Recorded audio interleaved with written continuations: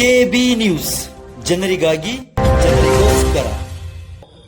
ಗೌರವಾನ್ವಿತ ಅಪರ ಜಿಲ್ಲಾಧಿಕಾರಿಗಳು ಆಗಿರ್ತಕ್ಕಂಥ ಸನ್ಮಾನ್ಯ ನಾಗರಾಜ್ ಸಾಹೇಬರವರಿಗೆ ನಮ್ಮ ಬಂಜಾರ ಸಮುದಾಯದ ಬೇಡಿಕೆ ಇಷ್ಟೇ.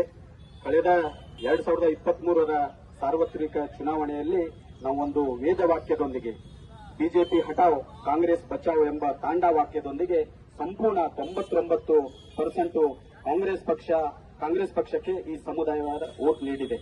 ಮೊನ್ನೆ ನಡೆದ ಉಪಚುನಾವಣೆಯಲ್ಲಿ ಶಿಗ್ಗಾಂವ್ ಆಗಿರಬಹುದು, ಬಾಗಲಕೋಟೆ ಆಗಿರಬಹುದು, ದಾವಣಗೆರೆ ಆಗಿರಬಹುದು, ಅಲ್ಲಿ ಕೂಡ ಸನ್ಮಾನ್ಯ ಗೌರವಾನ್ವಿತ ರುದ್ರಪ್ಪ ಲಮಾಣಿ ಸಾಹೇಬರ ನೇತೃತ್ವದಲ್ಲಿ ಈ ಸಮಾಜ 95% ವೋಟ್ ಅನ್ನ ನೀಡಿದೆ. ಹಾಗಾಗಿ ನಮ್ದು ಒಂದೇ ಒಂದು ವಿನಂತಿ, ಕಳೆದ 25 ವರ್ಷಗಳಿಂದ ಈ ಸಮಾಜ ಬಹಳ ಕಾಂಗ್ರೆಸ್ ಪಕ್ಷವನ್ನ ಬಹಳ ಪ್ರೀತಿ ಮಾಡುತ್ತದೆ, ಪ್ರೀತಿ ವಿಶ್ವಾಸದಿಂದ ಇದೆ, ಸ್ವಾಭಿಮಾನ ಸಮಾಜ. ಹಾಗಾಗಿ ಗೌರವಾನ್ವಿತ ಡಿ.ಕೆ. ಶಿವಕುಮಾರ್ ಅವರಿಗೆ, ಗೌರವಾನ್ವಿತಕ್ಕಂಥ ಸಿದ್ದರಾಮಯ್ಯ ಸಾಹೇಬರಿಗೆ ನಮ್ಮ ಸಮುದಾಯದ ಆಗ್ರಹ ಇಷ್ಟೇ.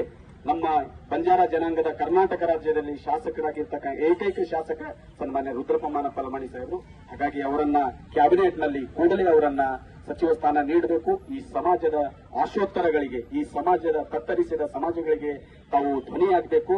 ಯಾಕಂತಂದ್ರೆ ನಮ್ಮ ಸೇವಾಲಾಲ್ ಜನ್ಮಸ್ಥಳವಾಗಿರ್ತಕ್ಕಂಥ ಸೂರಗಣ್ಣನಕೊಪ್ಪ ಇವತ್ತು ಎಲ್ಲರೂ ನೋಡುವಂತ ಕ್ಷೇತ್ರ ತಾಣವಾಗಿ ಮಾಡಿರ್ತಕ್ಕಂಥ ಕೀರ್ತಿ ಯಾರಾದ್ರೂ ಇದ್ರೆ ಅದು ರುದ್ರಪ್ಪ ಲಮಾಣಿ ಸಾಹೇಬರಿಗೆ.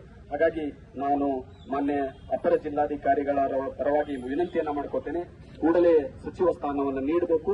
ರುದ್ರಪ್ಪ ಲಮಾಣಿ ಅವರು ಈ ಜನಾಂಗದ ಏಕೈಕ ಧ್ವನಿಯುಳ್ಳ ನಾಯಕ. ಹಾಗಾಗಿ ಅವರನ್ನ ಕೂಡಲೇ ಸಚಿವ ಸ್ಥಾನ ಮಾಡಿ ಈ ಜನಾಂಗದ ಅಭಿವೃದ್ಧಿಗೆ ಶ್ರಮಿಸಬೇಕಂತೇಳಿ ನಾವು ವಿನಂತಿಯನ್ನು ಮಾಡಿಕೊಂಡು ಮಾನ್ಯ ಗೌರವಾನ್ವಿತ ಅಪರ ಜಿಲ್ಲಾಧಿಕಾರಿಗಳವರಿಗೆ ನಾವು ಸಮಾಜದ ಎಲ್ಲರ ಪರವಾಗಿ ನಾವು ಇವತ್ತು ಮನವಿಯನ್ನ ಮಾಡಿಕೊಂಡು ಸರ್ಕಾರಕ್ಕೆ ಮನವಿಯನ್ನು ಸಲ್ಲಿಸ್ತಾ ಇದ್ದೇವೆ. ಬಂಜಾರ ಜನಾಂಗ 35ರಿಂದ 40 ಲಕ್ಷ ಸೇರುವ ಈ ಬಂಜಾರ ಜನಾಂಗ ಮೊನ್ನೆ 2023ರಲ್ಲಿ ಸಾರ್ವತ್ರಿಕ ಚುನಾವಣೆಯಲ್ಲಿ ಸಂಪೂರ್ಣವಾಗಿ ಕಾಂಗ್ರೆಸ್ ಪಕ್ಷವನ್ನು ಬೆಂಬಲಿಸಿದೆ. ಬಿಜೆಪಿ ಹಟಾವ್ ತಾಂಡಾ ಬಚಾವ್ ಎಂಬ ಆಂದೋಲನದೊಂದಿಗೆ ಕಾಂಗ್ರೆಸ್ ಪಕ್ಷಕ್ಕೆ 99% ವೋಟನ್ನು ಹಾಕಿ ಅಧಿಕಾರಕ್ಕೆ ಕರ್ನಾಟಕ ರಾಜ್ಯದಲ್ಲಿ ಬಂಜಾರ ಜನಾಂಗದಿಂದ ಏಕೈಕ ನಾಯಕರಾಗಿರ್ತಕ್ಕಂಥ ಸನ್ಮಾನ್ಯ ರುದ್ರಪ್ಪ ಲಮಾಣಿ ಅವರು ಇವತ್ತು ಹಾವೇರಿ ವಿಧಾನಸಭಾ ಕ್ಷೇತ್ರದ ಶಾಸಕರು. ಅವರೊಬ್ಬರೇ ನಮ್ಮ ಜನಾಂಗದ ಶಾಸಕರು.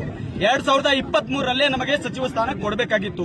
ಕೊನೆ ಗಳಿಗೆಯಲ್ಲಿ ಅವರ ಹೆಸರು ಮಿಸ್ ಆಯಿತು. ಆದರೆ ಎರಡನೇ ಅವಧಿಯಲ್ಲಿ ಮಾನ್ಯ ಡಿ.ಕೆ. ಶಿವಕುಮಾರ್ ಅವರು ಮಾನ್ಯ ಮುಖ್ಯಮಂತ್ರಿ ಆದ ಸಂದರ್ಭದಲ್ಲಿ ಅವರು ಕೂಡ ಮಾತನ್ನ ಕೊಟ್ಟಿದ್ರು ನಮ್ಮ ಸಮಾಜಕ್ಕೆ, ಸೂರಗಣ್ಣನಕೊಪ್ಪದಲ್ಲಿ ನಿಮ್ಮ ಜನಾಂಗಕ್ಕೆ ಸಚಿವ ಸ್ಥಾನವನ್ನು ಕೊಡ್ತೇನಂತೇಳಿ. ಆದ್ರೆ ಸಚಿವ ಸ್ಥಾನವನ್ನು 1ನೇ ಹಂತದಲ್ಲಿ ಕೊಟ್ಟಿಲ್ಲ. ಹಾಗಾಗಿ 2ನೇ ಹಂತದಲ್ಲಿ ನಮಗೆ ಸಚಿವ ಸ್ಥಾನವನ್ನು ಕೊಡಬೇಕಾಗಿ ನಾವು ಸಮಸ್ತ ಬಂಜಾರ ಜನಾಂಗದವರು ಇವತ್ತು ಮಾನ್ಯ ಮುಖ್ಯಮಂತ್ರಿಯವನ್ನ ಮತ್ತು ಕಾಂಗ್ರೆಸ್ ಪಕ್ಷದ